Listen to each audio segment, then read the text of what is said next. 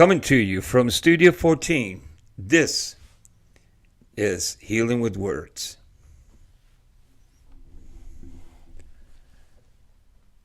Part 3, The Probe.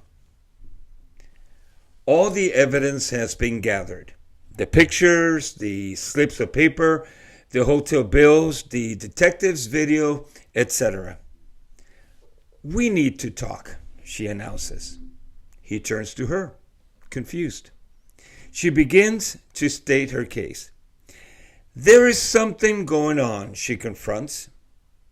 She asks what it is. He, of course, does not know what she's talking about. And this is exactly what she was waiting for. He walked right into the trap. With flair, she presents the evidence to the perpetrator. She pauses for effect. He denies it. What do you mean? The evidence is clear, she insists. He denies again. What about the receipts? He insists that they're not his. Not his, but the signature. He doesn't know whose signature that is, but it is not his. What? Well, what was it doing in your coat pocket? He doesn't know how it got there. But it is not his. Well, what about the phone numbers, the cut-off calls? He doesn't know. The hotel bills? No clue. One by one, the evidence is questioned. She could have sworn she had an open and shut case. All of this, it turns out, is merely circumstantial. All of those hours, all of those days for nothing. The internet is a wonderful tool. It places gobs of information at your fingertips. Not only that, but it also provides one with tons of funny anecdotes and jokes. But unfortunately, the internet is also the means to get free advice on infidelity. I ran into a site specifically designed to assist those who were planning on having affairs.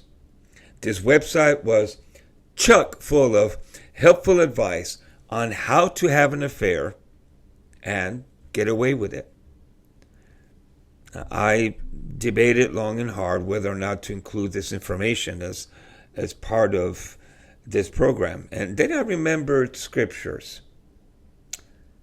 And do not participate in the unfruitful deeds of darkness, but instead even expose them. For it is disgraceful even to speak of the things which are done by them in secret. That's from Ephesians 5:11-12. So the following guidelines were intended to prevent the offended from getting caught. Don't tell anyone else about your affair. Don't tell your lover your real name, provided it's just a one-night stand. Don't use a credit card to pay for affair-related expenses. Don't call the other woman from your house or your place of business. Don't change your regular routine. Don't play without using protection. Don't keep photos or notes. Don't keep slips of paper with phone numbers. Don't lie to your lover. Don't get emotionally involved with your lover. And don't get nervous if someone else sees you with your lover. Learn how to lie effectively. If you consider these guidelines as tried and true ways to keep your affair secret, I would suggest that in order to keep one from having an affair, the opposite of these would be helpful. For example, be accountable to your spouse first, or to a trusted friend. Speak well of your spouse often in everyday conversation. Don't use a credit card, period. They're nothing but trouble. Always call your spouse from where you are. Announce when you're leaving work and come directly home. Be a creature of positive habits. Be predictable and reliable. Rejoice in the spouse that God has gifted you with. He is sovereign and he is good. Your spouse is the only one intended for you.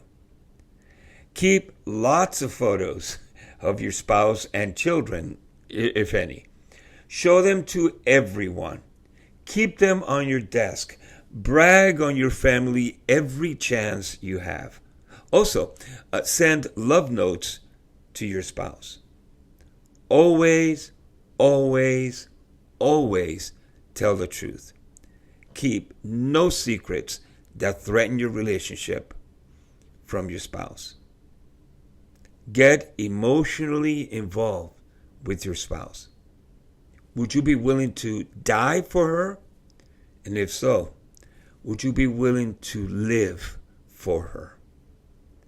And if you're doing right, then there will be no need to be nervous about being seen. Be a person of integrity.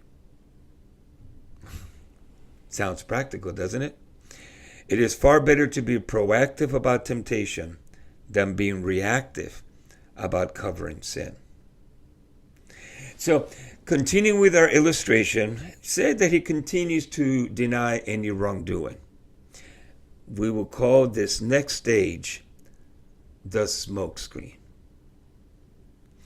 I'm Bill Cruz, and this is Healing with Words. See you next week.